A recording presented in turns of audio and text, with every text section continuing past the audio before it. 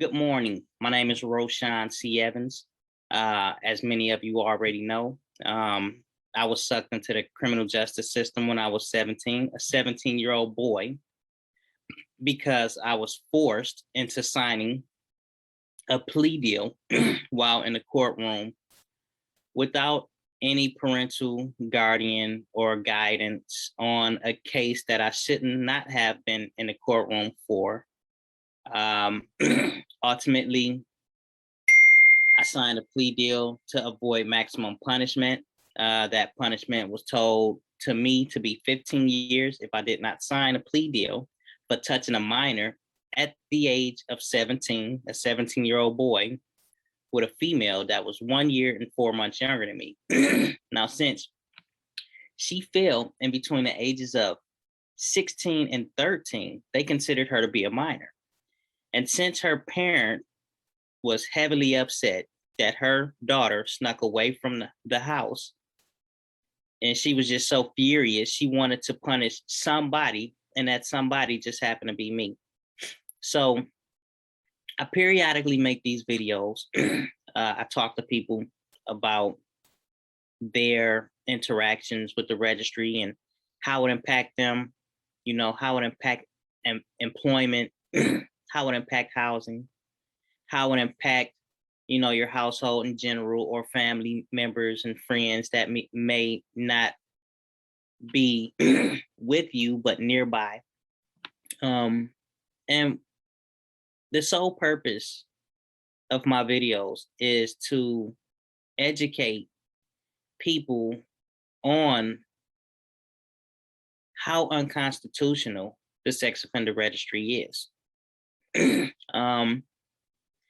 I often hear people talk about how, when people are accused of rape or child molestation or any type of sexual assault, then it's a strong possibility they done it because they never heard anyone say that they were falsely accused.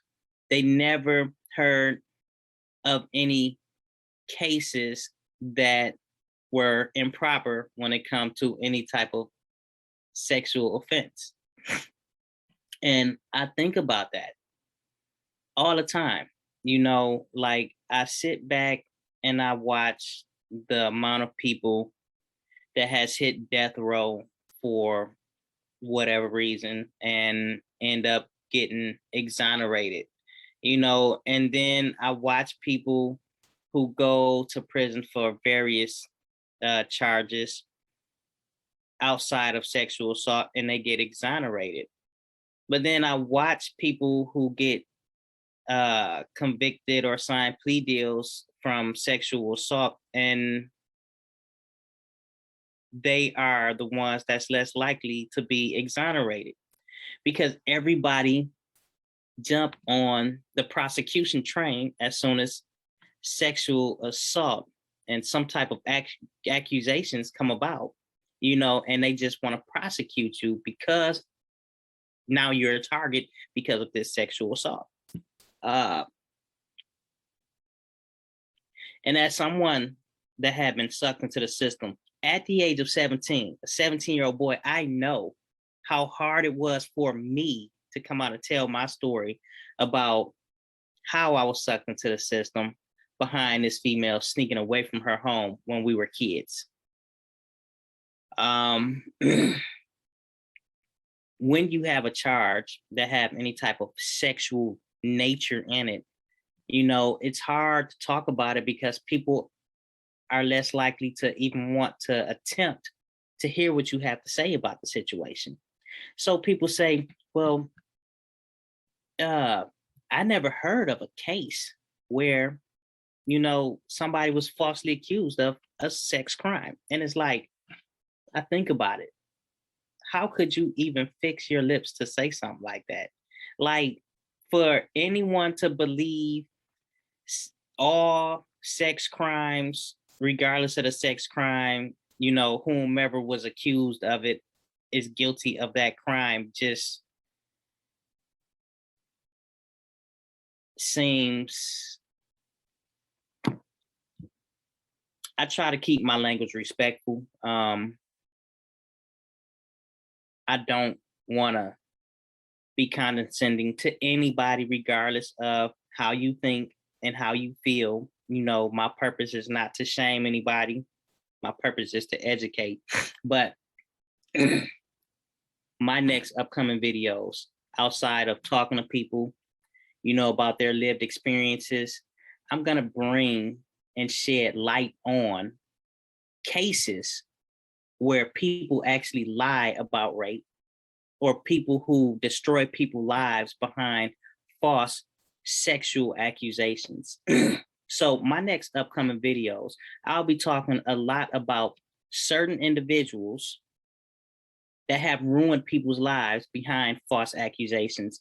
And I'll be going over certain news articles and pushing certain cases to the forefront. So those of you who think that, you know, no one lies about rape, then I'm going to push it to the forefront, because ultimately what actually happens when things like this happen, when people ruin people's lives behind a false accusation, when people ruin people's lives because they created a lie, or when people ruin people's lives because, you know, they were angry, their child went off and wanted to be fast, you know, we don't talk about it. We don't amplify that. We amplify the problem of the accused by saying he, they, that, and this is what happened, and he done it. That's what we amplify. Even when it's wrong, we continue to amplify bullshit. I'm gonna just be 100. We amplify bullshit and fail to stand against or amplify people who create false scenarios or ruin people's lives because they can't control somebody else in a household, which may be their kid. They think they doing somebody justice when they kid run out the house to go sleep with somebody that may be a year, 2 years, or somebody older than them. You think you're doing somebody justice when your kid that you taking care of want to go have sex because they growing up. So you want to go punish somebody else that's not your kid and ruin their life forever. I'm about to call it all out. I'm calling it all out, and I'm giving names. And I'm actually about to share a story with you right now that has been getting so much sympathy, and I just can't believe it. I'm sitting here listening to the story, and as I listen to the story, I wonder, am I listening to the same thing that everybody else is listening to? And if so, why are we on two separate pages?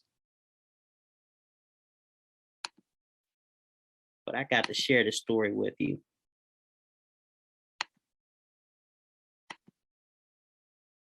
Hold on.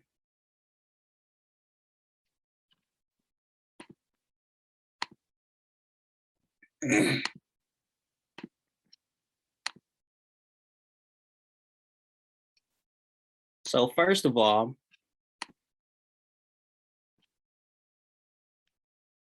oops, let's get that back up here.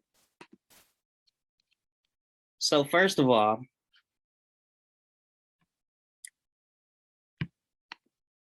this is Representative Cori Bush. She was on the Senate floor giving a story about how when she was a 17-year-old girl, when she got raped. I'm gonna play this for you. In the summer of 1994, I was a young girl, all of 17 years old, and had just graduated high school. Like so many Black girls during that time, I was obsessed with fashion and gold jewelry and how I physically showed up in the world. But I was also very lost. For all of my life, I had been a straight A student with dreams of attending college and becoming a nurse. But high school early on was difficult for me. I was discriminated against, bullied, and as time passed, my grades slipped, and along with it, the dream of attaining a full scholarship to a historically Black college. That summer, I was just happy that I passed my classes and that I finished high school. Shortly after graduating, I went on a church trip to Jackson, Mississippi. I had many friends on that trip, and while there, I met a boy, a friend of a friend. He was a little older than I was, about maybe 20 years old. That first day we met, we flirted, we talked on the phone. While on the phone, he asked me, could he come over to my room? I was bunking with a friend and hanging out and said he could stop by. But he didn't show up for a few hours, and by the time he did, it was so late that my friend and I had gone to bed. I answered the door and quietly told him he could come in, imagining that we would talk and laugh like we had done over the phone. But the next thing I knew, he was on top of me, messing with my clothes and not saying anything at all. What is happening? I thought. I didn't know what to do. I was frozen in shock, just laying there as his weight pressed down upon me. When he was done, he got up, he pulled up his pants, and without a word, he left. That was it. I was confused, I was embarrassed, I was ashamed. I asked myself, was it something that I had done? The next morning, I wanted to talk to him. I just wanted to say something to him, but he refused to talk to me. By the time that trip ended, we still hadn't spoken at all. About a month after the trip, I turned 18. A few weeks later, I realized I had missed my period. I reached out to a friend and asked the guy from the church trip to contact me. I waited for him to reach out, but he never did. I never heard from him. I was 18, I was broke, and I felt so alone. I blamed myself for what had happened to me. But I knew I had options. I had known other girls who had gone to a local clinic to get birth control and some who had gotten abortions. So I looked through the yellow pages and scheduled an appointment. During my first visit, I found out that I was 9 weeks pregnant, and then the panic set in. How could I make this pregnancy work? How could I, at 18 years old and barely scraping by, support a child on my own? And I would have been on my own. I was stressed out, knowing that the father wouldn't be involved and that I feared my parents would kick me out of the home, the best parents in the world, but I feared they would kick me out. My dad was a proud father and always bragging about his little girl and how he knew I would go straight to college and become attorney general. That was his goal for me. So with no scholarship intact and college out of the foreseeable future, I couldn't bear the thought of disappointing my dad again. I knew it was a decision I had to make for myself, so I did. My abortion happened on a Saturday. There were a few other people in the waiting room, including one other young Black girl. I overheard the clinic staff talking about her, saying she had ruined her life, and that's what they do. They being Black girls like us. Before the procedure, I remember going in for counseling and being told that if I move forward with this pregnancy, my baby would be jacked up because the fetus was already malnourished and underweight. Being told that if I had this baby, I would wind up on food stamps and welfare. I was being talked to like trash, and it worsened my shame. Afterwards, while in the changing area, I heard some girls, all white, talking about how they were told how bright their futures were, how loved their babies would be if they adopted, and that their options and their opportunities were limitless. In that moment, listening to those girls, I felt anguish. I felt like I had failed. I went home, my body ached, and I had this heavy bleeding. I felt so sick. I felt dizzy, nauseous. I felt like something was missing. I felt alone, but I also felt so resolved in my decision. Choosing to have an abortion was the hardest decision I had ever made. But at 18 years old, I knew it was the right decision for me. It was freeing, knowing I had options. Even still, it took long for me to feel like me again until most recently when I decided to give this speech. So to all the Black women and girls who have had abortions and will have abortions, we have nothing to be ashamed of. We live in a society that has failed to legislate love and justice for us. So we deserve better. We demand better. We are worthy of better. So that's why I'm here to tell my story. So today I sit before you as that nurse, as that pastor, as that activist, that survivor, that single mom, that congresswoman to testify that in the summer of 1994, I was raped, I became pregnant, and I chose to have an abortion. Find American. Okay, so one, anybody who raped anyone deserves to be punished, flat out.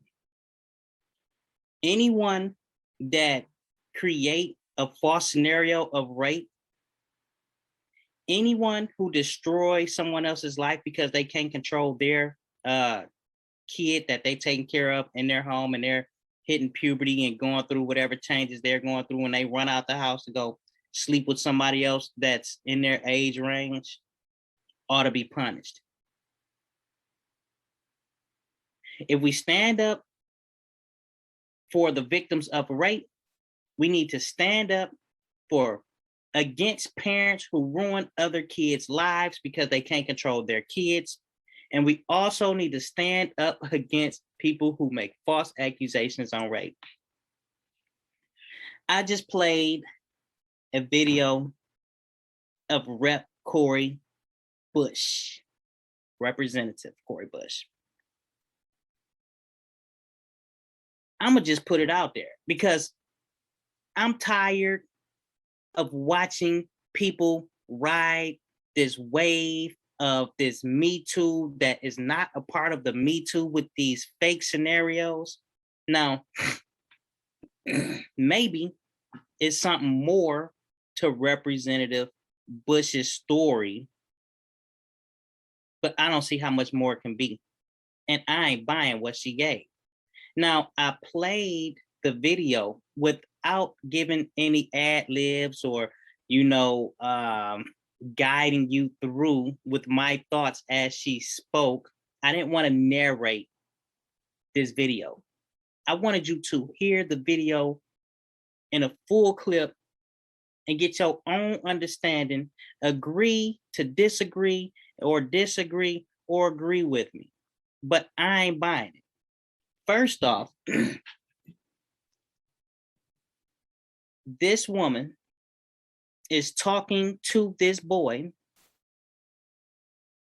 or this girl, I should say, young girl, talking to this young man. And obviously she's infatuated with this guy. They flirting, having conversations, doing whatever. She invite him over. By the time he get there, she say she fell asleep, her and her roommate, because he came kind of late. But when he got there, she told him, be quiet, you can come in. And next thing she know, he was playing with her clothes, and then he was on top of her. And he had sex with her while your roommate is in this place, wherever y'all at. Nobody heard nothing. You didn't put up a fight. I didn't hear you say you told him no.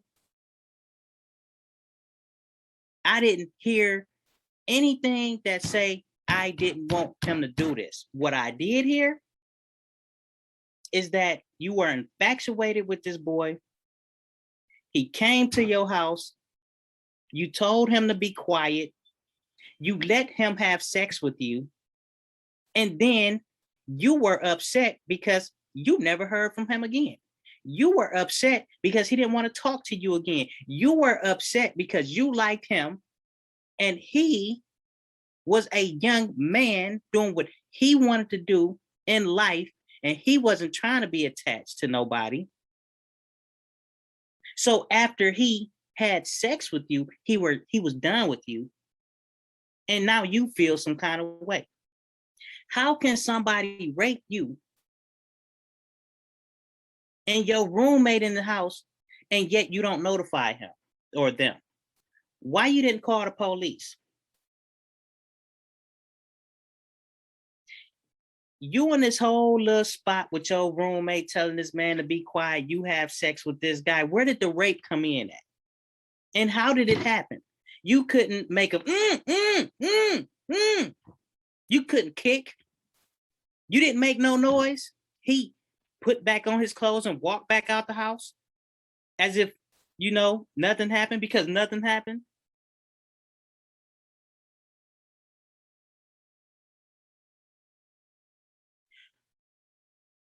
Which hand did he use to cover your mouth? And which hand did he use to take your clothes off? Because I don't think you can hold somebody's mouth closed, make sure that they not moving and panicking and trying to fight you off of them with one hand while taking your clothes off with another hand to have sex with you without disturbing your roommate. I ain't buying it. And then you talk about you was embarrassed. In the first 18 seconds of the video, you open up Representative Bush by saying you were obsessed with how you showed up in the world, and you were really focused on what people thought about you. And then you talk about disappointing your father and how you did not want to disappoint him by being pregnant from a one-night stand that you chose to have, that you coming out today saying you was raped on.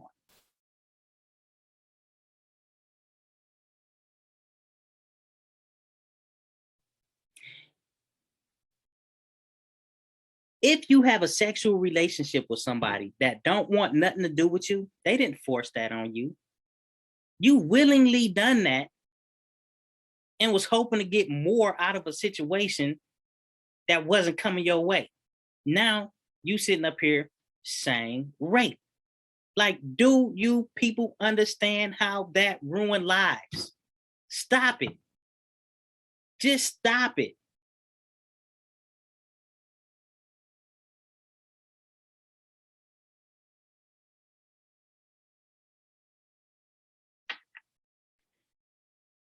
You, Representative Bush, talking about being pregnant, thinking about how you can make this pregnancy work.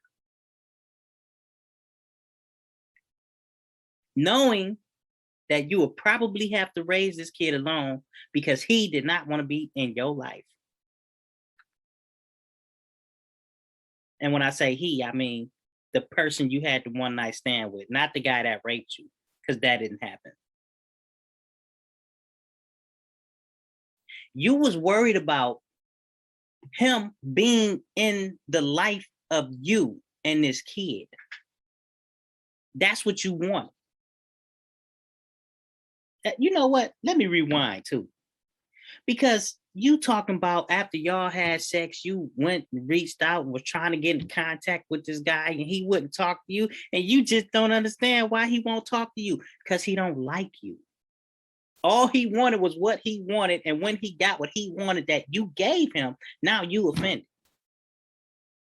And now, years later, you want to be as a representative that says Honorable Bush be talking about rape?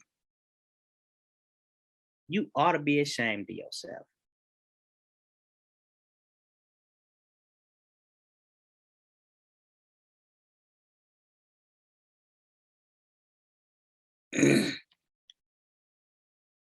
And again,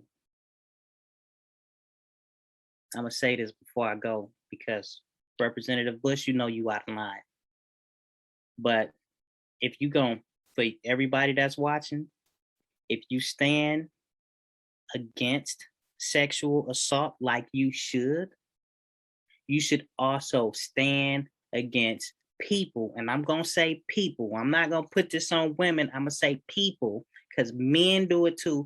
The same problems women have, Men have those problems as well. And the same things that men do, women do as well, just as what women do, men do. So I'm going to say, people, when we stand, if you're watching this, if you stand against sexual assault like you should, make sure you make a point to stand against individuals that create false sexual assault scenarios. Make a point to stand against parents that ruin other people's lives because they could not control their kids. You can't stand for one without standing for it all. We're going to amplify sexual assault, even when it's a false scenario. We need to cut that out. Let's start amplifying sexual assault victims and praising them for stepping out. And let's also amplify those that create false scenarios that ruin other people's lives to shut them down so this never happen again.